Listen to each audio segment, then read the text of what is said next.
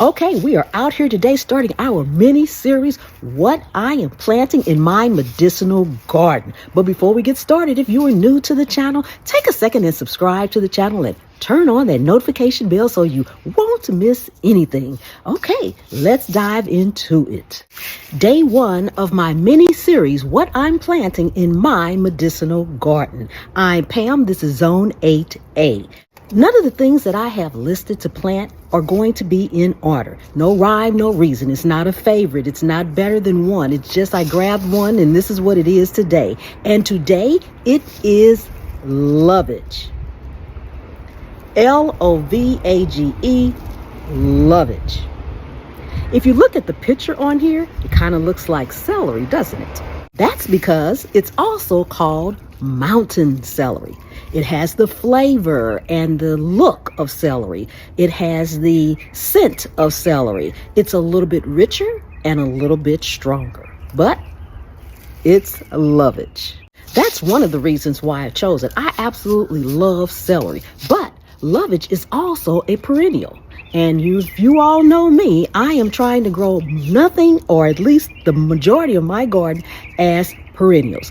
What is it, a perennial? For those of you all who are new gardeners or may not know, it means that your plant will come back year after year after year. Now, you may have to trim it down some at the end of the season, but it will overwinter, and next spring, or when the weather is right for it, it will come back. That is what a perennial is called. The other plants are called annuals, and that means you're one and done. You plant it, you harvest it, it's over. Next year, do it all over again. So I am trying to create as many things in my garden as I can that are perennials. So Lovage is a perennial. I also chose this particular one because you can use the entire plant. The leaves, the stems, the seeds, the roots. The leaves can be used as an herb. You can take the roots and actually saute them, and they'll come out like a vegetable. And the seeds, you can use those as a spice. So you can use the entire plant, and I like that. Now, if it's a perennial and you want to use the roots for vegetables, then you're going to probably have to grow an abundance amount so that you can have some to keep going, and you can harvest some. You can harvest enough to have some to take up to use the roots. And then you can let some at the end of the season go to seed, harvest your seeds, and you can use those as a spice. So that's the leaves can be used as an herb, the roots can be used as vegetables, and the seeds can be used as a spice. So no part of this plant goes to waste. And that's good when you're talking about having a medicinal garden, because for me, at least in growing a medicinal garden, I'm doing that so that I can get the benefits of these particular plants. It's more preventive for me. If you do things beforehand that may prevent you from feeling bad or needing to go to the doctor for this, that, or the other, preventive measures. That's why I'm doing my medicinal garden. I grow everything in containers. So for me, I don't have to worry, but Lovage can be invasive. Okay, so if you're planning on putting this in the ground, you need to make sure of where you're putting it, because it can get invasive. And I would suggest, if this is your first year gardening, first year growing Lovage, try it in a container first so you can see just how invasive it is. You may not feel it's invasive, or you may want it to be invasive because you may want more of it, especially when you hear the benefits that I'm getting ready to tell you about, okay? So you may want it to be invasive, and that'll keep you, again, from needing to replant. We want to work smarter, not harder in our gardens. On the medicinal side, Lovage is also known for fighting pain, inflammation, indigestion, joint pain, and even headaches.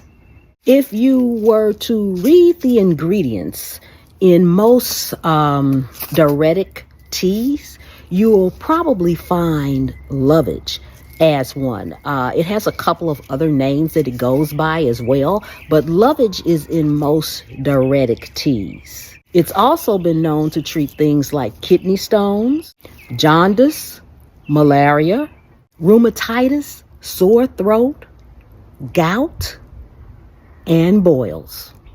Most of your herbs are rich and high in a lot of vitamins. As far as Lovage goes, it's high in quercetin, vitamin C, and the B vitamins.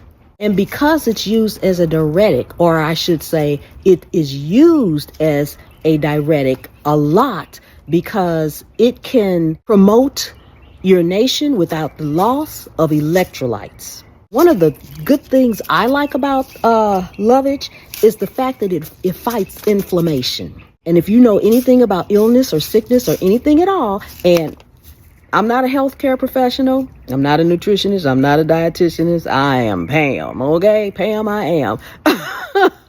And that's it. But I do a lot of research for my own benefits, and the things that I'm telling you are things that I have learned for myself only, okay? As I was saying, inflammation is the root cause of a ton of things, okay? So if you can keep that inflammation down in your body, you'll be on point in a lot of areas, all right? Again, I'm just telling you what I do for me, all right? It can also alleviate symptoms and issues that you may have through a menstrual cycle, like cramping, bloating, things like that. Any type of pain associated with it, headaches. Lovage, Lovage, Lovage. I love Lovage. I had to say that, y'all. I'm sorry. And it can be used for your skin. You can make an ointment out of it, and it can improve the appearance and the tone of your skin. So you can do that as well. Another one of my favorites for it is because it's high in quercetin, then it also has natural antihistamine effects. So, you know, sneezing and hay fever and things like that. Lovage tea is really, really good. Some of the plans that I have for it, I will be dehydrating my leaves. I like to always keep some of my herbs natural out here in the garden, just growing, where I can come out as I'm cooking and grab some. But my favorite thing to do is dehydrate it, because when I dehydrate it, then I can put it in one of those like stainless steel little balls, and I can make tea out of it. I can also use it when I'm cooking, so it becomes a little bit more versatile, and it lasts forever. A good glass jar, it lasts forever. So dehydrating is one of my favorite ways to use just about every herb that I grow in my garden. I have jars and jars and jars of dehydrated herbs that I've grown in my garden. So Lovage, you can start the seeds. I think it's let's see here, it's right here in my hand. You can start the seeds indoors 6 to 8 weeks before your last frost date, or you can do like me and direct sow. Yes, I will be direct sowing Lovage seeds. This particular plant takes about 10 to 14 days to germinate. You do need a temperature of at least 65 degrees Fahrenheit. So you need to wait until your nighttime temperatures get up into the late 50s, early 60s, at least.